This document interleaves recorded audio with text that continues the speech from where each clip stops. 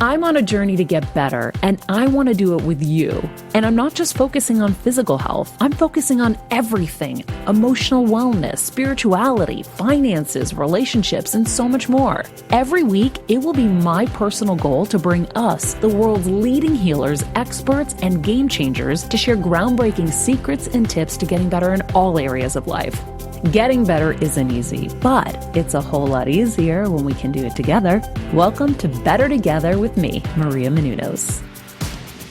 Welcome back, everybody. Happy Monday. Happy 1st of July. Wow. Holy moly, it's almost Christmas. What the heck? How did we get here so quickly? Oh my Lord. When I looked at my phone this morning and saw July 1st, I was like, really? I'm going to be 92 soon. The age, you have been so dramatic with your age today. I mean, you're like the youngest sunlight ever. Everything's like moving so fast. Our quote of the day comes from our guest, Mark Nepo. We must remain open and steadfast in the face of fear and violence. We must never make a principle of the pains and losses that darken our hearts. And we must keep voicing the truth of human decency, no matter the brutalities that try to quiet us. Without this commitment to truth and to caring for others, we will become heartless and lost. Most of all, we must pick each other up when we are heavy with despair, for the sun doesn't stop shining because some of us are blind. I love that. I love that quote. A great, great quote. Great reminder for the times we live in right now. I know. I love this. Without this commitment to truth and to caring for others, we become heartless and lost. And we must keep voicing the truth of human decency, no matter the brutalities that try to quiet us. Very, very important. Kind of reminds me of our last guest where when we were talking about the Dalai Lama and the guy who was tortured, and he's like, the biggest thing I was worried about was losing my faith in him, the person who was torturing him. Yeah. Yeah. Isn't that amazing? So powerful. Mm-hmm.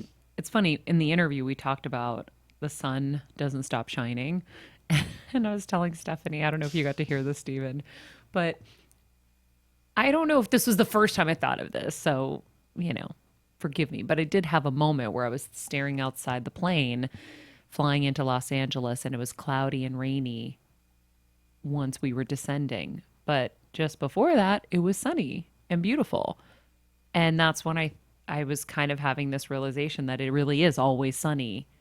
Like, you can have everything. It can be beautiful and ugly. It can be dark and light. It can be, the best of times. It can be the worst of times. But like, everything's happening at the same time. Mm-hmm. And this is what he's talking about in the book, when we are they.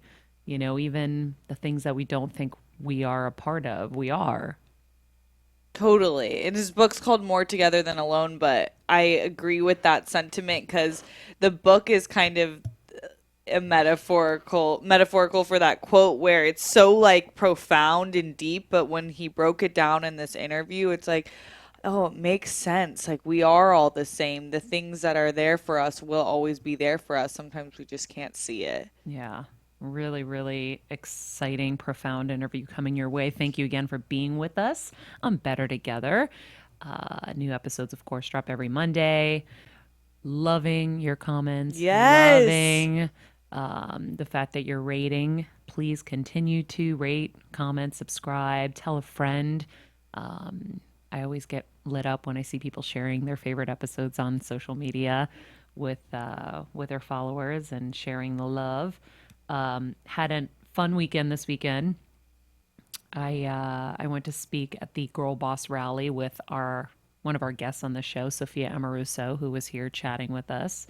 And one of our future guests, Whitney Cummings, who will be at the end of the month. Very cool. Yeah. So we had a lot of fun together, and I shared my little bit of wisdom with the girl bosses in the audience about how to kind of fit a little bit more of health and wellness into their aspiring careers. Do you feel like, Kevin always tells me is like when you're around people who are as successful or more successful than you feel uncomfortable. Do you in those moments are you like totally like all in, or do you still have that like kind of feel of wow, look at these people I'm talking to? No, I don't think I'm. Well, you kind of asked two different questions, I feel like. I don't feel like I'm looking at or I'm insecure of people who are more successful. I think I can be in awe of them. Like Michelle Phan was there, and I just remember interviewing her years ago. And she was launching her beauty line. I think it was like with Lancome or something. And instead of starting the line with like five different products, she had like 1,000 products, and we're like, holy moly, that just doesn't happen. But she's got such a huge brand, so I can be in awe of people and excited, but I don't really get like insecure. I don't think.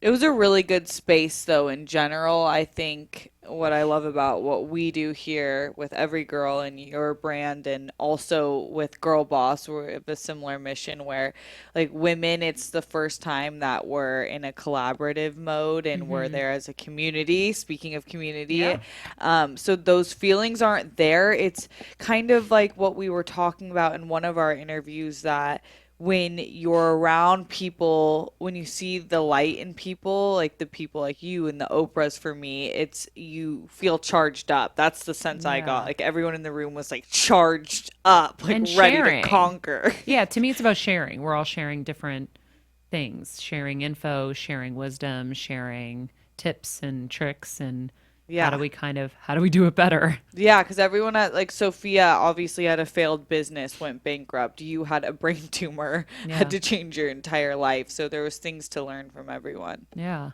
it's pretty cool. I really enjoyed it. So fun. From there, I went to a party.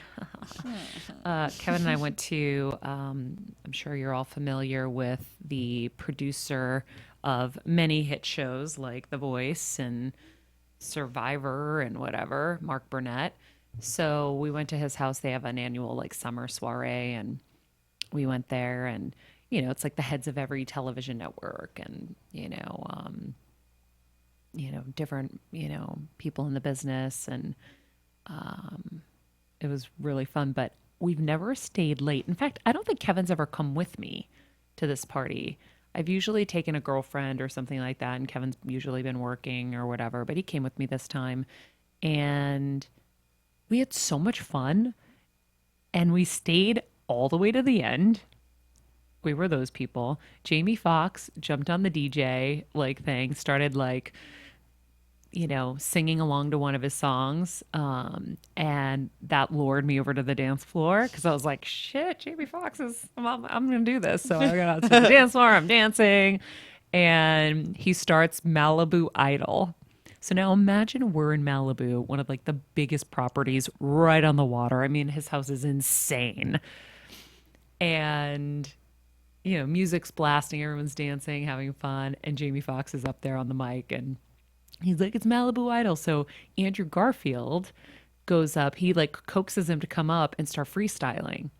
And I watch him walk up reluctantly, and he kills it. He starts like riffing about some stuff. I can't remember what he's saying. And I was like, oh my God. And What? yeah. And it was funny because there was a moment where people pulled out their cell phones and they were filming. And I was like, oh yeah, good idea. So I did mine and I posted it. And then I was like, wait, I don't do that. So I had to like pulled it down. I'm like, what am I doing? I wasn't even thinking. I don't do I that. don't do that. We're at a private party. Why am I posting this? And so anyway, I then after Andrew Garfield, he's like, "Hey Gemini, Maria, get up here." I'm like, "Oh my god, oh my god." I'm like, "Jamie, no, no, no, I can't." He's like, "Get up here." So I go up there. And I don't know what possessed me, but I was like, we need to educate people on a little Salt and Peppa. So I did What a Man by Salt and Peppa. And I couldn't freestyle. And I actually didn't realize that I freestyle all the time. I create my own lyrics to songs all the time. And the cadence always works, but I've never done it to rap because rap is so much shorter. So you have to be super sharp. I did the, analysis later. It's like heavy metal songs or pop Yeah. songs. Like if I'm singing, Lady Gaga's A Star Is Born, I can create my own lyrics to that. And you saw me at my birthday. Yes. I sang a whole song about why Kevin was an asshole for not being at my That was birthday. hilarious. And so Yeah, you did anyhow, do I that. just threw a Jamie in, and of course the only place I threw Jamie in is like, I want to have your baby, Jamie. Oh my god. I Oh was my god. dying. Why wasn't I there? It was so fun. We had such a good time. And so earlier in the night, Kevin sees Elon Musk and he's like, go talk to Elon. Because ever since we bought a Tesla, Kevin has had his like issues that he wants fixed. He's like, I want my phone to be able to be mirrored on this big screen. And there was one other thing he wanted. And so I'm like, I started walking over there, but he was in deep conversation. So I just kind of walked by and I'm like, Kevin, I'm not going to bother him. Later in the night, he comes by me and I was like, Elon. And I'm Maria Menounos. I met you with Ben, a few years ago. He's like, oh yeah. He's like, I remember. And I go, you do? And he goes, yeah, you were driving an R8 at the time, an Audi. And when I asked you how you got it or something, you said working the pole. And then I was like, I did? And he goes, yeah. He goes, I thought it was a really clever comeback. Oh my god. And I was like, okay, of course he would remember because he's a super genius. Oh Second of my- all, I would totally say something Yeah. stupid like that in the moment. And He has your sense of humor too. yeah, Do you follow Elon on Twitter? no, He posts the weirdest stuff. He calls himself the meme king, and he posts like dark humor memes. He's all about like the weirdest stuff on the internet. You'd love it. nice. All right, well, I'm gonna have to start following. You got to trap him in your theater and show him videos. Well, so I trapped him in this moment. I was like, okay, can I ask you a question since I have you? And he goes, yeah. I go, why can't we mirror our phones on the Tesla? And he goes, well, what do you want? I'm like, well, I want to be able to put Waze on if I want, or I want to be able to see my emails and whatever it is. Like, I want to be able to work off of it. It's such a cool thing. He's like, all right.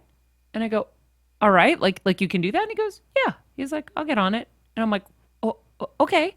And then I said, okay, and the other problem is when you self-drive, I said, I'm like squeezing the wheel because it'll get mad. If you put it on autopilot and it thinks you're not holding on, it will release it. And you don't want to release it when you're on a highway and you can self-drive. It's awesome. You don't have to focus. So I'm like white knuckling. He goes, you're white knuckling, aren't you? I go, yes. He goes, the trick is, he's like, and we need to be better about explaining it, is you can literally with just your little pinky, as long as you're pushing it to the side, like left or right, and giving it a little bit of tension so it knows you're there in that way, you're good. He's like, but it's like a pinky, like a barely touch. I was like, oh like my the seatbelt God, thing. you've just changed my world. And then I see Kevin. I go, honey. He's talking to Mirror Serving owner, hubby. And I go, come here, come here. I go, and I said, Elon, tell Elon what you want from the car. And so he said his thing. But he came up and he's like, I want why isn't it a hotspot? It should be a hotspot. And I want to be able to mirror my phone. He kind of barked at him a little bit. And so we get in the car and I go, honey, I can't believe we got to talk about it to Elon about our car. Like, it's different when you have a conversation with him otherwise, like I have in the past. But now we have his car and whatever. It was kind of a cool moment.